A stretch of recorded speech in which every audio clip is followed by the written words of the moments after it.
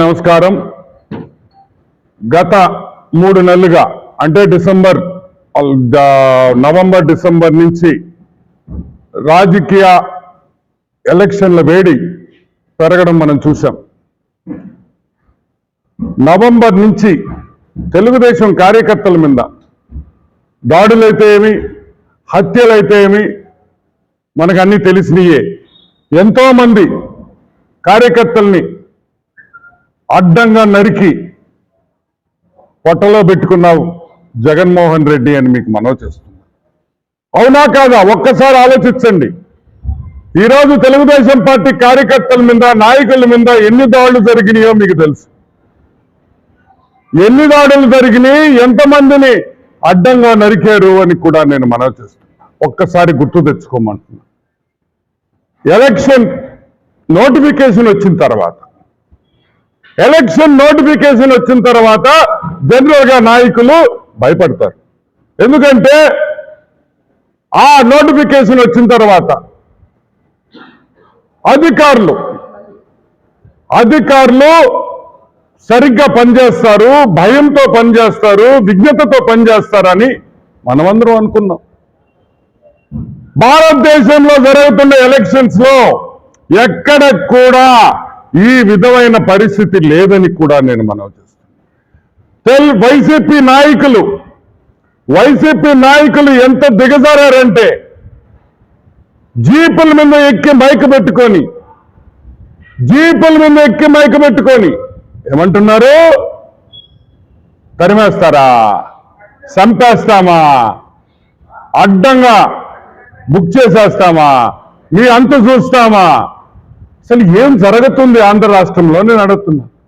అంటే మైక్ పెట్టుకుంటే ఏమైనా మాట్లాడేస్తారా? మీరు ఏమైనా మాట్లాడేస్తారని అడుగుతున్నాం. అంటే మీకు ఓటు వేయకపోతే యాసిడ్ పోసేస్తారా, చంపేస్తారా, ఇల్లు తగలబెట్టేస్తారా, ఊళ్ళల్లో నుంచి తరిమేస్తారా? ఎవడిచ్చారా మీకు ఈ అధికారం?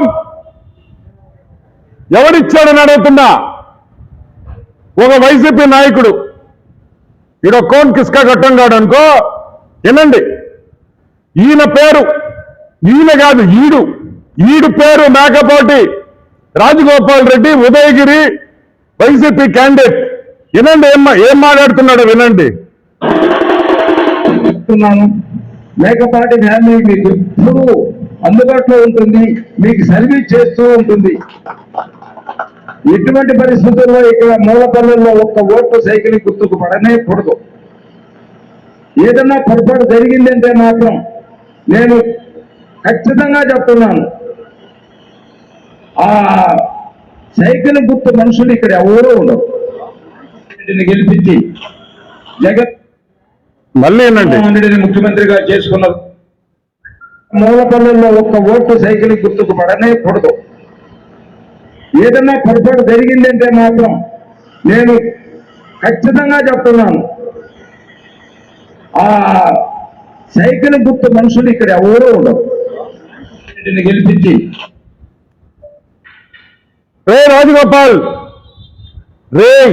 మేకపాటి రాజగోపాల్ రెడ్డి ఏం పీకతావరా అని అడుగుతున్నాం. చంపేస్తా ఓటేకపోతే, తరిమేస్తా, ఒళ్ళలో నుంచి యాసిడ్ పోసేస్తా, ఏం చేస్తావని అడుగుతున్నా. ఇక్కడ గాజులు కట్టుకున్నారా కొడకల్లారా? ఒక్కొక్కడిని ఏర్పామని కూడా చెప్తున్నా. ఓట్లు లేకపోతే చంపేస్తారా మనుషుల్ని? ఈరోజు అడుగుతున్నాం. ఈ రాజగోపాల్ రెడ్డి ఒక్కడే కాదు, ఆంధ్ర రాష్ట్రంలో ప్రతి నియోజకవర్గంలో ఇదే పరిస్థితి అని కూడా నేను మనవి చేస్తా ఉన్నా. అంటే ఎలక్షన్ కమిషన్ ఏం చేస్తుంది? నిద్రపోతున్నారా? పోలీస్ వ్యవస్థ ఏం చేస్తుంది? బజ్జోలుండారా? ఏం చేస్తున్నారని అడుగుతున్నా.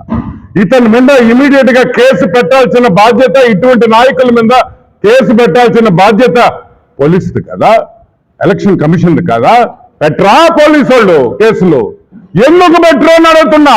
డైరెక్ట్ గా ఓటేయకపోతే ఊళ్ళలో నుంచి పంపించేస్తాం, తరిమేస్తాం, నరికేస్తామని చెప్తుంటే ఎలక్షన్ కమిషన్ ఏం చేస్తుందని ఈరోజు నేను ప్రశ్నిస్తున్నాం. అసలు ఎలక్షన్ జరుగుతుందా ఇక్కడ? ఇదే విధంగా భారతదేశంలో ఎలక్షన్ జరుగుతుందా? ఇదే విధంగా భారతదేశంలో ఎలక్షన్ జరుగుతుందా? ఈరోజు ఈ ఉదయగిరి క్యాండిడేట్ మేకపాటి రాజగోపాల్ రెడ్డి నేను ఒకటే అడుగుతున్నా, ఒరే నీ కొంప ఆడుందిరా అని అడుగుతున్నాం. అసలు నీ కొంప ఉందా నెల్లూరు జిల్లాలో? ఎక్కడుంది నీకు కొంప? నువ్వు ఉండేది బెంగళూరులో ಮಗನೇ. ನೀನು ಬ್ಯಾಂಗ್ಳೂರಿನಲ್ಲಿ ಇಟ್ಕೊಂಡು ಇಲ್ಲಿ ಹೋಗಿ ಅಲ್ಲಿ ಹೊಡಿತಾ ಅಂದ್ರೆ ಸುಮ್ಮನೆ ನೋಡ್ತಾ ಇರ್ತಾರಾ? ಟಿಕ್ಕ ಹೊಡಿತೀವಿ, ಒಬ್ಬೊಬ್ಬರಿಗೆ ಟಿಕ್ಕ ಹೊಡಿತೀವಿ. ನಮ್ಮ ಓಟು ನಾವು ಯಾರಿಗೆ ಬೇಕೋ ಅವ್ರಿಗೆ ಹಾಕ್ತೀವಿ. ನೀನ್ ಯಾರೇ ಹೇಳೋದು? ಅವ್ರಿಗೆ ಹಾಕಬೇಡ, ಇವ್ರಿಗೆ ಹಾಕಬೇಡ. ನೀನ್ యారు? నువ్వు బెంగళూరులో ఉండేవాడివి. కొడకల్లారా ఇక్కడికి వచ్చి ఓటర్లను బెదిరిస్తారా? ఏమనుకున్నారా అసలు మీరు? మీ ఇష్టం వచ్చినట్టు మాట్లాడేస్తే అందరు బెదిరిపోతారా? తెలుగుదేశం సపోర్టర్స్, తెలుగుదేశం పార్టీకి ఓటేయాలనుకున్న వాళ్ళని బెదరగొట్టేస్తే బెదిరిపోయి ఇళ్లలో కూర్చుంటారా అనుకుంటారా? ఈరోజు మేము చెప్తున్నాం, central security force CISF Andhra రాష్ట్రంలో పూర్తిగా మాకు ఈ పోలీసుల మీద నమ్మకం లేదు. హత్య చేస్తాం, తరిమేస్తామన్నా కూడా ఈరోజు పోలీస్ వ్యవస్థ యాక్షన్ తీసుకునే పరిస్థితుల్లో లేదు. కాబట్టి మాకు కేంద్ర బలగాలు కావాలి, సిఐఎస్ఎఫ్ బలగాలు పెంచాలి.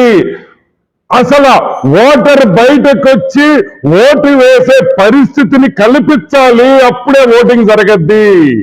లేకపోతే 40 నుంచి 45% ఓటింగ్ కూడా రాదని కూడా నేను మనవి చేస్తున్నా. అసలు వైసీపీ నాయకులకి, జగన్మోహన్ రెడ్డికి వీళ్ళు ఓటుకి రాకూడదు, వీళ్ళు ఓటు వేయకూడదు అనే ఒక స్కెచ్ ప్రకారం ఇది జరుగుతుంది, ఒక పథకం ప్రకారం జరుగుతుందని కూడా నేను మనవి చేస్తున్నా. దీన్ని ఎవరు బాధ్యత తీసుకుంటారు?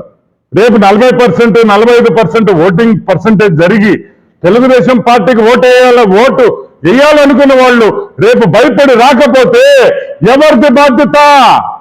నష్టపోయేది మేము అని కూడా నేను ఈరోజు ప్రశ్నిస్తున్నా. వెంటనే ఇటువంటి నాయకుల మీద కేసు పెట్టాలి, అరెస్ట్ చేయాలి, అన్హరుడు కింద వేటేయాలి. ఎందుకంటే ఒక ఓటర్ని భయాందోళన చేయడం, ఒక ఓటర్ని భయంకరంగా బెదిరించడం, ఈ విధంగా చేస్తున్నప్పుడు ప్రజాస్వామ్యంలో ఎలక్షన్ ఏ విధంగా జరగద్దని మేము ప్రశ్నిస్తున్నాం. ఏ విధంగా జరగద్దు ఎలక్షను? ఇది ఎలక్షన్ కాదు, ఇది ఒక మాఫియా ఎలక్షన్ అయిపోయింది. ఇక్కడ ఉండేది వైసీపీలో ఉండేది నాయకులు కాదు, మాఫియా డాన్స్. రేపు కత్తులు తీస్తారు, తుపాకీలు తీస్తారు, బాంబులు వేస్తారు. ఏంటి పరిస్థితి అని కూడా నేను మనవి చేస్తాను. వెంటనే చర్యలు తీసుకోవాలి. ఇటువంటి వెధవలు, ఓటర్లను బెదిరించే వెధవల్ని వెంటనే అరెస్ట్ చేయాలి. అసలు ఓటర్కి బయటకు వచ్చేదానికి ధైర్యం ఉందా అని అడుగుతున్నాం. ఈ పరిస్థితుల్లో ఉందా ఆంధ్ర రాష్ట్రంలో? ఓటర్లు బయటకు వచ్చి వాళ్ళ ఓటు హక్కు వినియోగించే ధైర్యం ఉందా? ఈ విధంగా బెదిరింపులు చేస్తుంటే అని కూడా నేను మనవి చేస్తాను. వెంటనే ఎలక్షన్ కమిషన్, మాకు ఇంకెవ్వరు లేరండి, తెలుగుదేశం పార్టీని ఆదుకునేదానికి ఎవ్వరు లేరు, ఓన్లీ ఎలక్షన్ కమిషన్ ఒకటే ఉంది. దయచేసి యాక్షన్ తీసుకోండి. ఎన్నికలు సజావుగా జరగాలి, ఎన్నికలు భయాందోళన లేకుండా జరగాలి. ఆ పరిస్థితి కల్పిస్తే తెలుగుదేశం పార్టీ రేపు 140 నుంచి 150 సీట్లు వస్తాయి.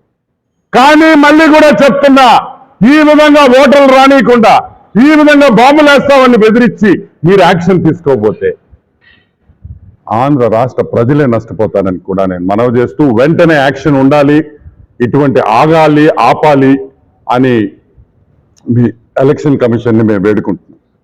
మొన్న రామచంద్ర యాదవ్, మొన్న పొంగనూరులో ఒక అభ్యర్థి, మా పార్టీ వాడు కాకపోయినా రామచంద్ర యాదవ్, సిఐఎస్ బలగాలు ఉన్నాయి, ఐ థింక్ 12-13 మంది ఉన్నారు ఆయనకి. సిఐఎస్ బలగాలుంటేనే వచ్చి దాడి చేసి కార్ల మీద బళ్ళ మీద తగలబెట్టేశారంటే అసలు ఎక్కడికి వెళుతుంది ఆంధ్ర రాష్ట్రం అని అడుగుతున్నా. ఎక్కడికి వెళుతున్నాం? సిఐఎస్ఎఫ్ పోలీసు ఉంటే కూడా మీరు రాళ్లు దాడి, వైసీపీ వాళ్ళు రాళ్లు దాడి చేసి బళ్ళు తగలబెడుతున్నారంటే what is the state of affairs? ఒక్కసారి ఆలోచించండి. ఈ జగన్మోహన్ రెడ్డి మీకు కావాలా? ఈ గూండా మీకు కావాలా? ఈ రౌడీ మీకు కావాలా? ఈ ఫ్యాక్షనిస్ట్ మీకు కావాలా? మీరే ఆలోచించుకోండి. మీరే ప్రజలే ఆలోచించాలని కూడా నేను మనవి చేస్తున్నాను. Anything else? సర్వేపల్లి కాడి నుంచి నెల్లూరు జిల్లా కాడి నుంచి ఆంధ్ర రాష్ట్రంలో కూడా నేను ఒకటే చెప్తున్నాను.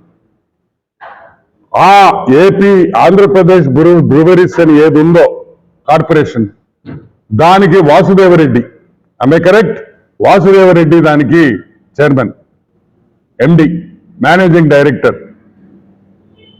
జనవరి నెల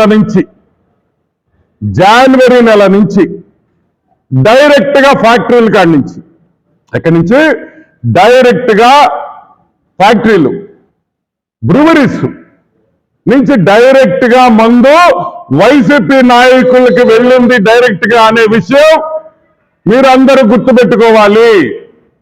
డైరెక్ట్ గా వాళ్ళు మందు బయట కొనలేదు. నేను అడుగుతున్నాను, సర్వేపల్లిలో దొరికిన మందు ఒకే బ్రాండ్, కేసులు దొరికినాయి. అంగళ్ళల్లో కొంటే కేసులు ఇస్తారా?